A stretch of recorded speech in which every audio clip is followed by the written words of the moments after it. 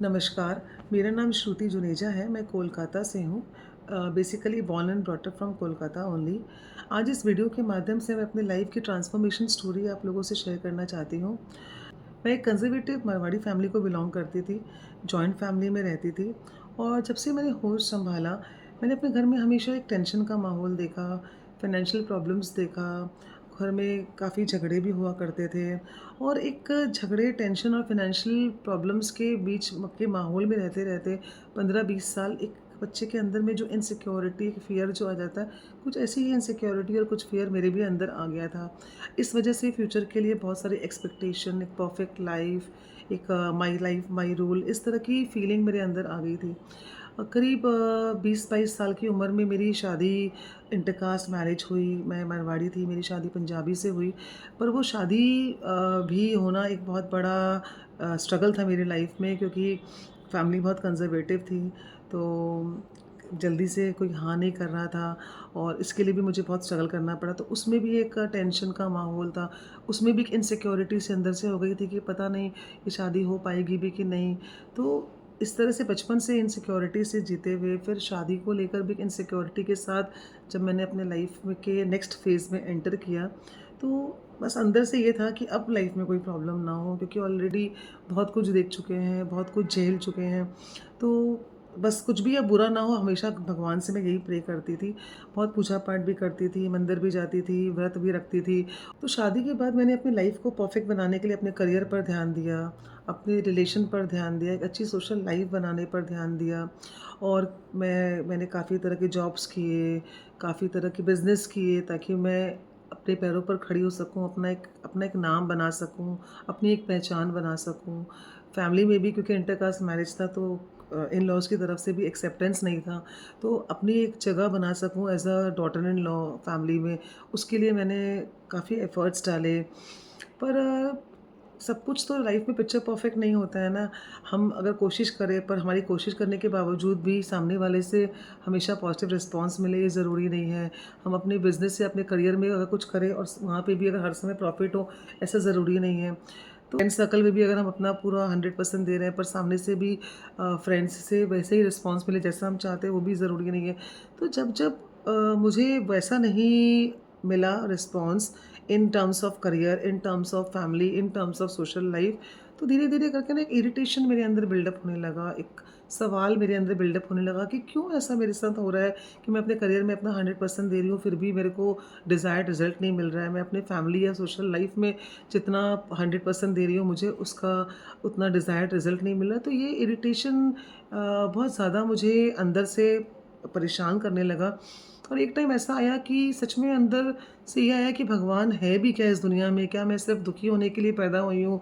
बचपन से इतना स्ट्रगल देख रही हूँ, शादी के टाइम पे इतना स्ट्रगल है, शादी के बाद में जब मेरे को जैसी ज़िंदगी चाहिए थी वैसी ज़िंदगी जब मिल गई तो भी इतना स्ट्रगल।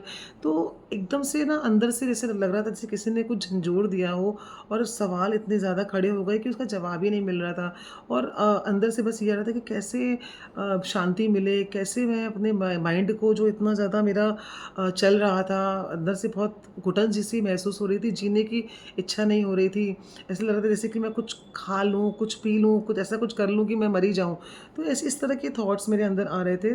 तो रैंडमली मैंने एक भगवद गीता की बुक उठा के उसको पढ़ना शुरू कर दिया। साईं बाबा को मैं बहुत मानती थी, साईं सचरित्र की बुक मैंने पढ़नी शुरू कर दी। श्याम बाबा का अखंड ज्योत का पाठ मैंने शुरू कर दिया पढ़ना। पर कुछ भी ना आंसर नहीं मिल रहा था, एक शांति सी महसूस नहीं हो रही थी, सुकून नहीं मिल रहा था। तो एक दिन मेरी एक फ्रेंड है जो मुझे कुछ लेक्चर्स उसने भेजा, बोला कि ये सुन लो, ये सुन के तुमको बहुत अच्छा लगेगा। तो मुझे लगा कि क्या ये लेक्चर सुन के अच्छा लगेगा? तो मैंने इसको इग्नोर कर दिया। फिर कुछ महीनों बाद उसने मुझे फिर फ़ॉलो अप किया कि तुमको जो मैंने लेक्चर भेजे थे वो तुमने सुने, क्योंकि इससे तुम्हारी ज़िंदगी बदल जाएगी, सारी प्रॉब्लम का सॉल्यूशन निकल आएगा। तो जैसे ही उसने बोला कि सब प्रॉब्लम का सॉल्यूशन निकल आएगा, तो मेरा दिमाग खटका कि एक्चुअली मेरी लाइफ में बहुत प्रॉब्लम तो है ही, तो क्यों ना एक बार मैं सुन के देख लेती हूँ। तो वो जो लेक्चर थे वो मास्टर जी की वाणी थी, जो मुझे व्हाट्सएप के माध्यम से मेरे फ्रेंड ने मुझे भेजा था। तो उसने बोला 1 महीना पहले सुनो तो तुमको बहुत चेंज फ़ील होगा। तो मैंने बोला मैंने सब कुछ ट्राई कर ही लिया है, तो मैं इसको भी सुन के देख लेती हूँ।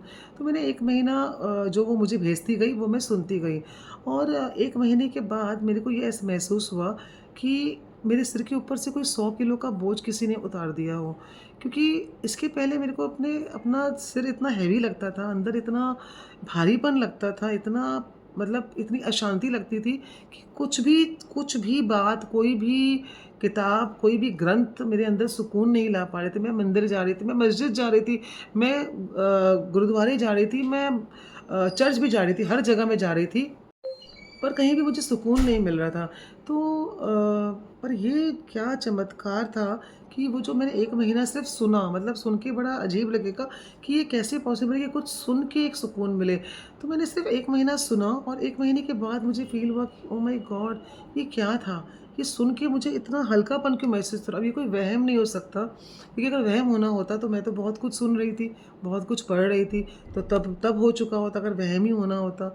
और मेरी तो ऐसी कोई गुरु की खोज भी नहीं थी कि मैं सोचूं कि ये कोइंसिडेंस है कि कोई गुरु की खोज थी, इसलिए कोई गुरु की वाणी मेरे जीवन में आई, तो इसलिए मुझे ऐसा कोई सुकून फ़ील हो रहा है। तो जेनुइनली कोई गुरु की कोई फीलिंग नहीं थी, कोई चाहत नहीं थी। बट वो वाणी जो है ना, वो चमत्कारी वाणी 1 महीने तक सुनने के बाद ऐसा लगा जैसे कि एक अजीब-सा तूफ़ान जीवन में आ गया, एक अजीब-सी खुशी, एक अजीब-सी मतलब एक अजीब-सा सुकून जिसको शब्दों में बयान करना मुश्किल है। तो फिर मैंने वो वाणी जो मेरी फ्रेंड ने भेजा था, मैंने उसको बोला मुझे प्लीज़ और भेज दो, और मैं सुनती गई, सुनती गई, सुनती गई। कुछ महीनों के बाद मैंने महसूस किया कि मेरे जीवन की जो परेशानियाँ आज से अगर 6 महीने पहले की बात करूँ मैं, उस जिस समय मैंने सुना उसके 6 महीने बाद मुझे ये फ़ील हुआ कि उस टाइम के 6 महीने पहले मैं अगर सोचूँ, तो जैसे लगता है कि वो परेशानी थी ही नहीं। बल्कि वो सारी परेशानियाँ थी एज़ इट इज़, पर मुझे वो परेशानियाँ परेशान ही नहीं कर रही थी। तो मैंने अपनी फ्रेंड से पूछा भी कि ये क्या है? मतलब ये वाणी इतनी पावरफुल है कि वो सारी परेशानियाँ मेरी आज भी खड़ी हुई है, पर मुझे वो परेशान ही नहीं कर रही है। तो फिर मुझे पता चला कि ये जो वाणी है मास्टर जी की, ये वही कमाल करती है कि जो नर्व हमारे अंदर जाके डिस्टर्ब करती है किसी भी सिचुएशन को, उसको डिस्टर्ब करने से रोक देती है और एक एक्सेप्टेंस ले आती है जो मेरे अंदर नहीं था। और जैसे ही वो एक्सेप्टेंस आना शुरू हुआ, मैंने फिर देखा फ्यूचर में कि वो प्रॉब्लम सॉल्व होनी शुरू हो गई। और फिर सॉल्व होने के बाद जब एक एक ऐसा वक़्त आया जब वो सारी प्रॉब्लम सॉल्व हो चुकी थी, तो फिर मुझे समझ में आया कि इतना आसान नहीं है जीवन में एक्सेप्टेंस आना। ये ज़रूर किसी न किसी सच्चे संत की वाणी है। बिकॉज़ इसके पहले मैंने बहुत कुछ सुना था यूट्यूब में, बहुत सारे चीज़ों को फ़ॉलो किया था, पर कभी मुझे कोई फ़ायदा नहीं हुआ। पर मास्टर जी की वाणी सुनने के बाद मेरा जीवन ही बदल गया। आज मुझे उनको सुनते हुए 5 से 6 साल हो गए हैं, और मुझे नहीं लगता है कि उस 5-6 साल में मेरे को कभी भी ऐसा कभी महसूस हुआ कि मेरे को अंदर से कोई पीस मिसिंग है या मेरा कोई सिर हैवी हो रहा है। लाइफ में उतार-चढ़ाव आए, ऐसा नहीं है कि कोई उतार-चढ़ाव नहीं आए, लेकिन वो कब आए और कब चले गए मुझे पता ही नहीं चला। तो बस यही है कि सबके जीवन में सुख-दुःख, लाभ-हानि, मान-अपमान तो आते ही हैं, पर प्रॉब्लम ये होता है कि इंसान जब दुःख आता है, जब नुकसान होता है, जब अपमान होता है, तो इंसान उसको नहीं झेल पाता और डिप्रेशन, स्ट्रेस, एंग्ज़ायटी में चला जाता है, ओवरथिंकिंग में चला जाता है। मास्टर जी की जो वाणी है, जिसने जिसने भी सुनी है, जिसके भी लाइफ में जो भी प्रॉब्लम थी, सिर्फ़ और सिर्फ़ सुन के बदल गई है। उनकी जो वाणी है वो यूट्यूब में मास्टर जी के नाम से अवेलेबल है। इनकी स्पेलिंग भी बिल्कुल डिफरेंट है, MAA कैपिटल, STER स्मॉल और G कैपिटल। इनके नाम का भी एक बहुत ही प्यारा मीनिंग है। MAA माँ जो एक नया जन्म देती है। एक माँ वो है जो शरीर से जन्म देती है, और एक माँ वो है जो ज्ञान से नया जन्म देती है। STER जो स्मॉल है, उसका मतलब ये है कि हमारे अंदर जितनी भी नेगेटिविटी है, नॉन एक्सेप्टेंस है, उसको स्टर करके पॉजिटिविटी में बदल देती है। और जो जी कैपिटल है, इसका मतलब ये है कि जब माँ ज्ञान से नया जन्म देकर नेगेटिविटी को स्टर करके पॉजिटिविटी में बदल देती है, तो हमें ब्लिसफुलनेस स्टेट में पहुँचाती है, गॉडिज़्म स्टेट में पहुँचाती है। तो मेरी ये यही है ट्रांसफॉर्मेशन स्टोरी जो मैं आप लोगों से शेयर करना चाहती थी। और मैं दिल से चाहती हूँ कि जो खुशियाँ मुझे मिली है, वो खुशियाँ आप सबको भी मिले, क्योंकि मास्टर जी की जो वाणी है, उनका जो ज्ञान है वो इतना अनमोल है, और नो डोनेशन, नो दक्षिणा, कोई पैसे का लेन-देन नहीं, एब्सोल्यूटली फ्री ऑफ कॉस्ट है। क्योंकि लोगों को लगता है कि शायद किसी की वाणी सुनकर कोई पैसे का इन्वॉल्वमेंट होगा, ऐसा कुछ भी नहीं है। जो लोग जितने भी साल से सुन रहे हैं, सब किसी ने भी आज तक 1 रुपए का लेन-देन नहीं किया है। परमात्मा का ज्ञान उनको मुफ़्त में मिला है और वो मुफ़्त में ही देना चाहते हैं। तो बस मेरी आप लोगों से यही गुज़ारिश है कि जैसे मेरी ज़िंदगी बदली सिर्फ़ सुनकर एक बार ट्राई ज़रूर कीजिएगा। मास्टर जी की वाणी को सुनकर आप शायद कुछ खोएँगे नहीं, पर बहुत कुछ पा सकते हैं। तो बस एक बार, सिर्फ़ एक बार सुन के ज़रूर देखिएगा। नमस्कार।